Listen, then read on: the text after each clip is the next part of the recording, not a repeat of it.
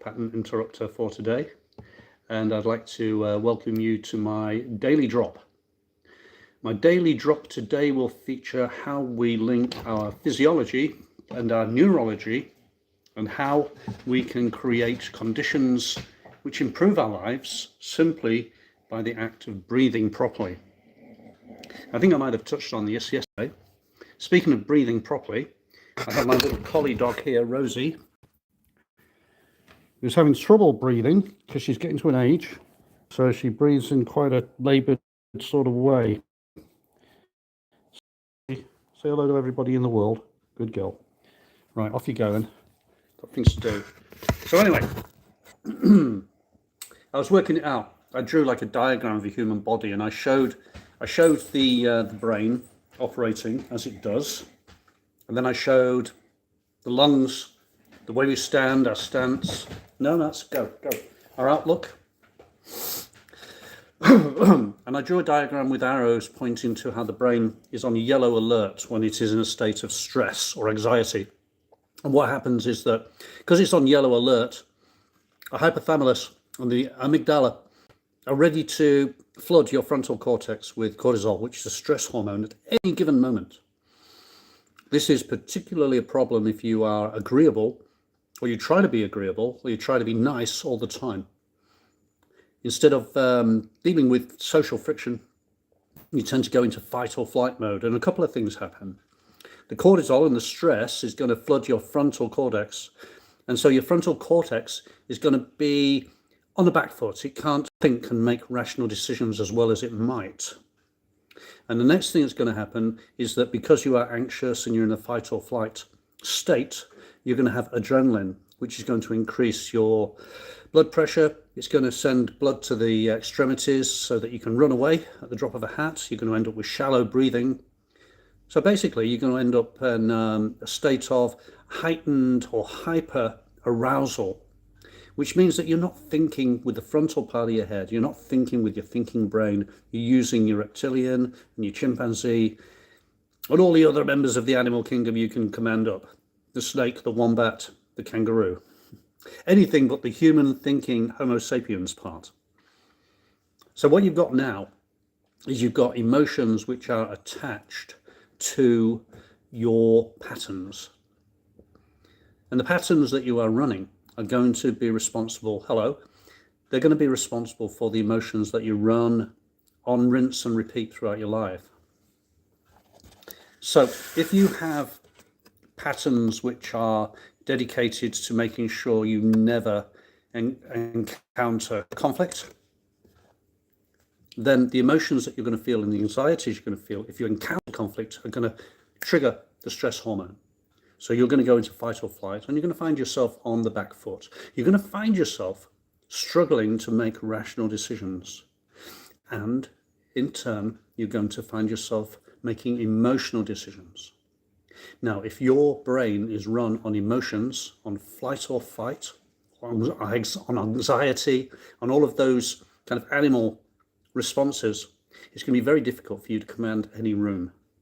It's going to be very difficult for you to come up with a snappy response. Have you ever found yourself in a situation where you've got the greatest of responses and comebacks of all time, but you didn't think about them until later? And you think, oh, if only I could have thought of them then.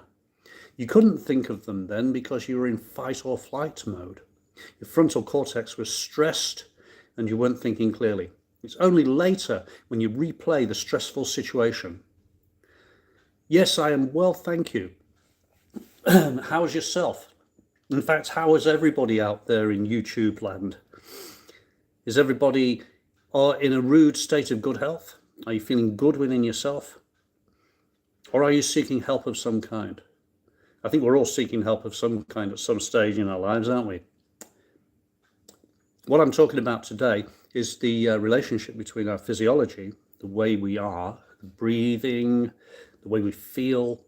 You ever get a feeling in your stomach, the pit of your stomach? You feel things in your heart. You feel it in your bones. That's because you've got a vagus nerve, which is linked to your central nervous system. And just like the brain, which can become overstressed, and the amygdala, which can send cortisol to the brain, The central nervous system too can receive messages from your physical self and tell you things about what's going on, which might not be strictly true. So how can we change the situation? How can we, as thinking creatures, take control of our environment and our lives a little bit better? How might we, instead of blurting out the first response that we can think of, or going into freeze mode, or wishing to run away because we're in flight mode, how can we take control of ourselves, slow things down, and at the same time instruct our bodies and our brains that everything's okay? Rule number 1, control your breathing. Slow down your breathing. You need to get some oxygen to your brain. Your brain is a very energy hungry unit, and it's served by oxygen which comes through the bloodstream. How are you going to get oxygen into your bloodstream? Well, you're going to get it into your bloodstream by breathing deeply and getting that oxygen in there so that it can better serve your brain. But something else is going to happen when you do that. When you slow yourself down and you slow down your breathing, what you're going to do is signal to your brain and your subconscious and your physiology that actually you're not in a state of fight or flight. You are in a state of calm control.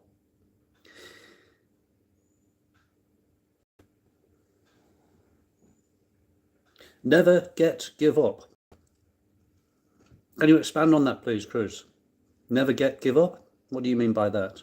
Are you saying never give up or never get given up? Tell me more. Tell me more. I'd like to see what your comment is, if you want to expand on that.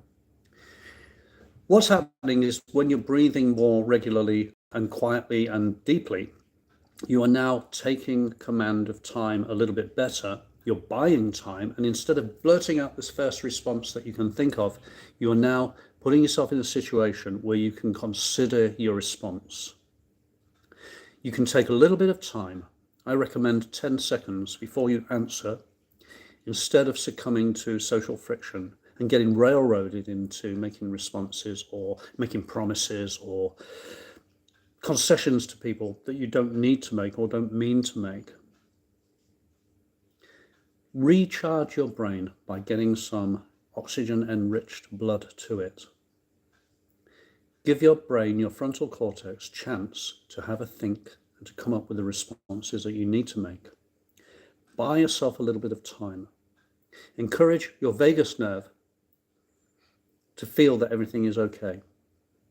Because when you get into that adrenaline state and you find yourself shallow breathing, hot, you find yourself in this state of mind where you just want to run, bolt, flee, the best way for you to overcome that is to slow down your breath and just reassure yourself by slow breathing. Give your brain a break.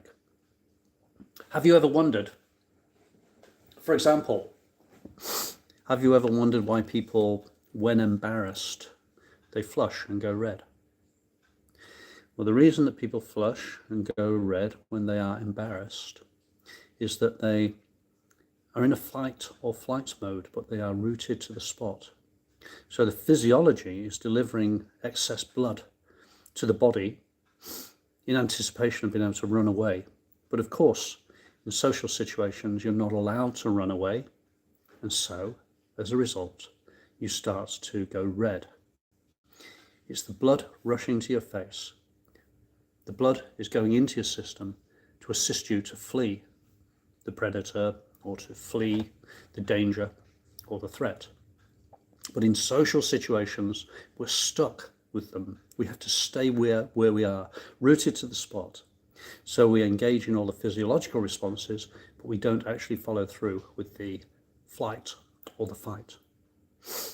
What more proof do you need that you are the sum total of your responses and your brain is acting in tandem with your physiology at all times? Having this understanding is a great way to break through. It's a great way for you to be able to take charge of your states and the way that you are. If you can take charge of your state and make yourself feel more confident and in control, simply by breathing deeply and taking stock and taking a little bit of time, why not do it?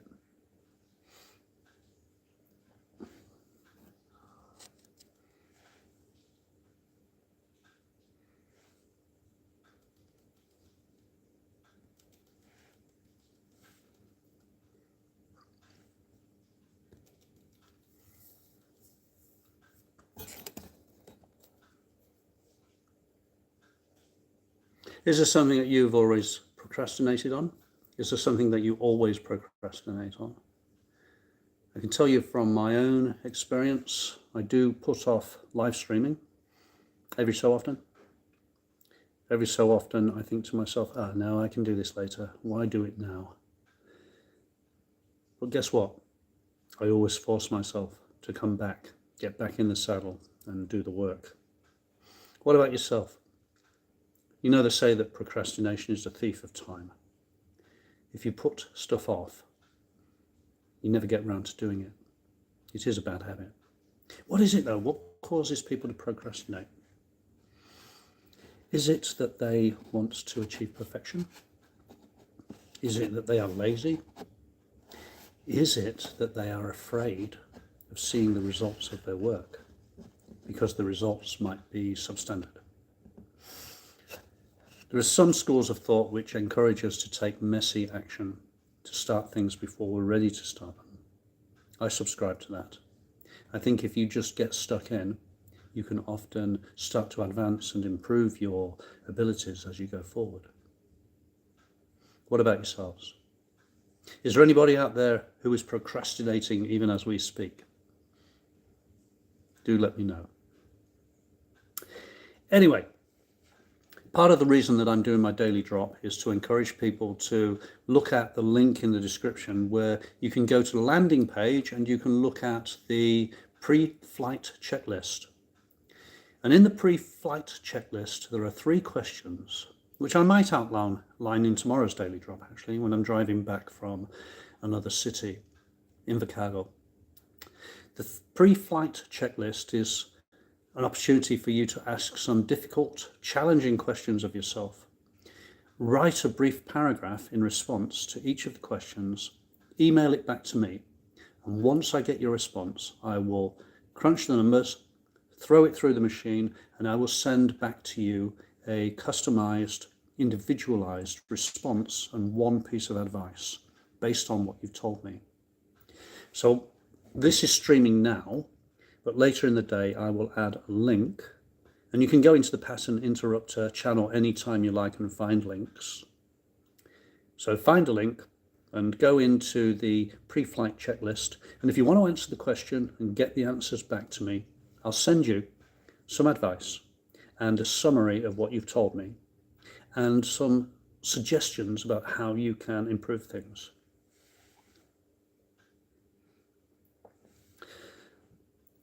Bear with me a second, please. So,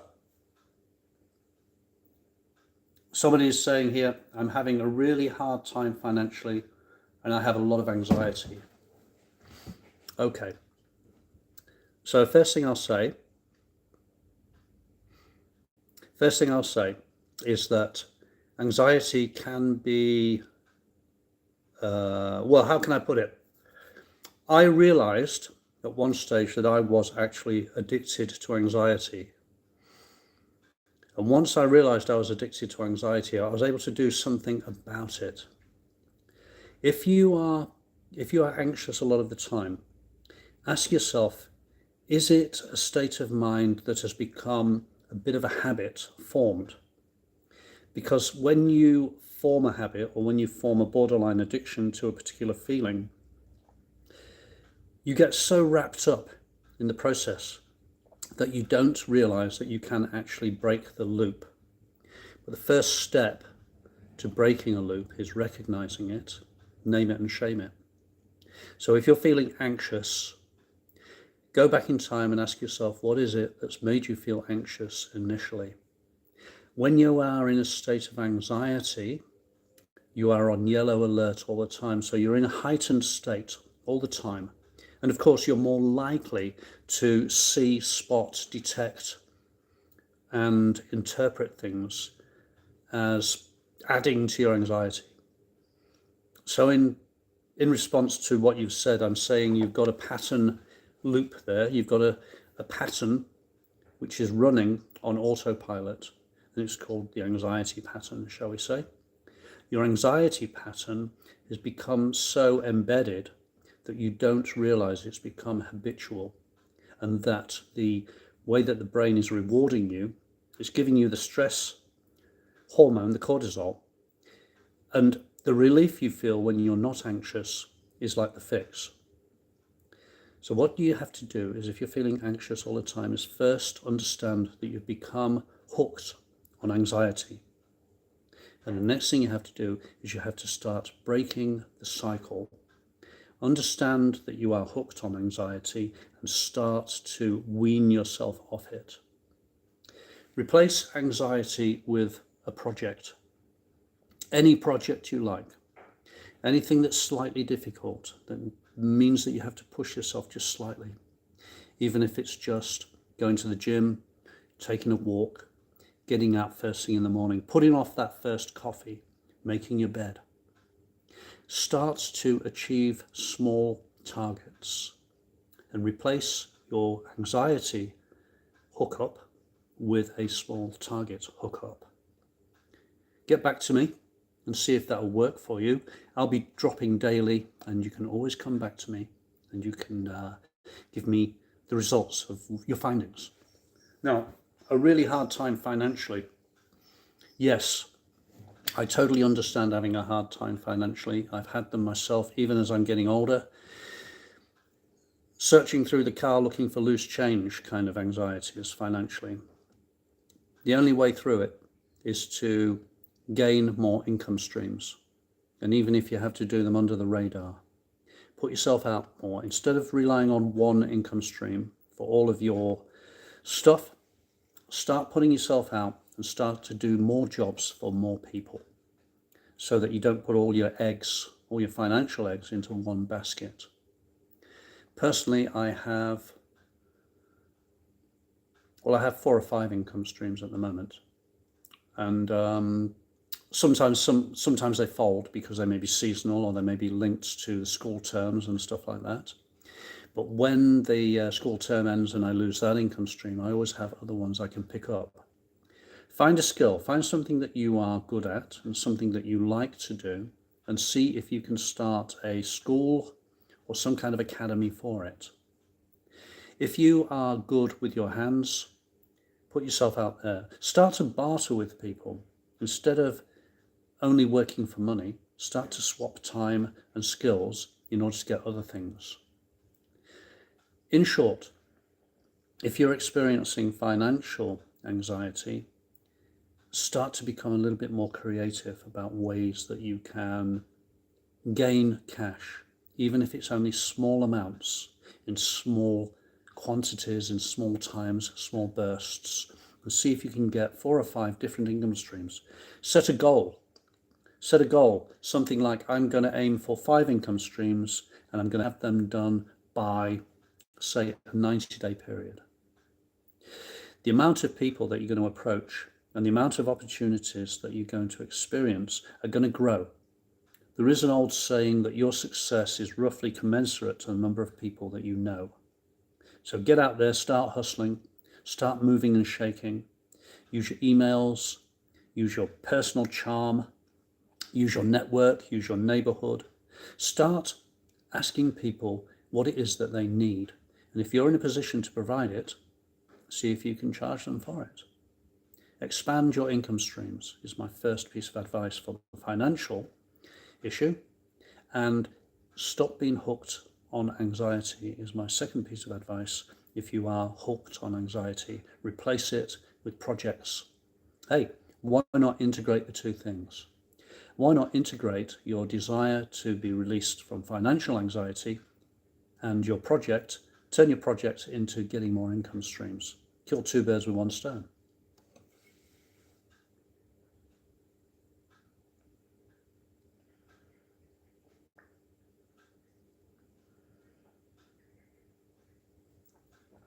Oh, I needed that. Well, I'm going to end today's daily drop from the pattern interrupter. It was a pleasure. It certainly was a pleasure to see you and to talk to you and to have your comments posted. Hello there, Izzy. Hi. Hey there. Is that Kevin? Hi. I should have brought my specs with me so I could see what the hell's going on. I left them in the other room. So all of you, your names are quite small, but hi. It's great. It really is great to get a response. And it's great I just cannot get over the idea that here I am in the South Island of New Zealand on a rainy day. I'll show you my flooded back garden. Here you go. Check it out. I don't know if you can see that. See the back garden? Totally flooded at the moment. We had 24 hours of rain, relentless.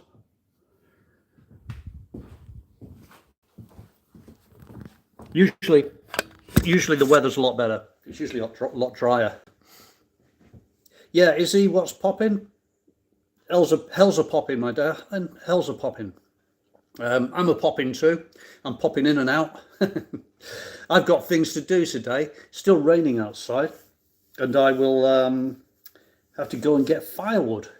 I'm going to have to go and get some firewood sorted in the wet. I'm going to be out all day tomorrow, and I want to leave enough firewood for everybody to be able to burn their fire throughout the day while I'm not around, include light their fire, etc. We kind of hesitate to read sometimes. Well, I had a primary school class many years ago, and one of the things I used to say to them every day, I said, who can point to somebody in this classroom who practices reading every day? And they would all point at me and say, you, sir, because what I'd say is that reading, a lot of people think that reading is some kind of magic wand thing. You know, you can read, great stuff. But actually, reading, like a lot of things, is something that just requires to be practiced. So if you are reluctant to read and you hesitate to read, you don't have to read a novel, just read a little bit. For example, do you know what a paragraph is? Do you know the difference between a sentence and a paragraph? A sentence is one idea expressed, capital letter, full stop. A paragraph is a series, well, it's one single idea supported by 2 or 3 sentences. I didn't know what a paragraph was until I was in my 40s, and I teach reading. So what I recommend you do is, if you kind of hesitate to read sometimes, is find yourself a book that you can read one paragraph of. I'll tell you what, I'll grab one and I'll read you a paragraph. How's that?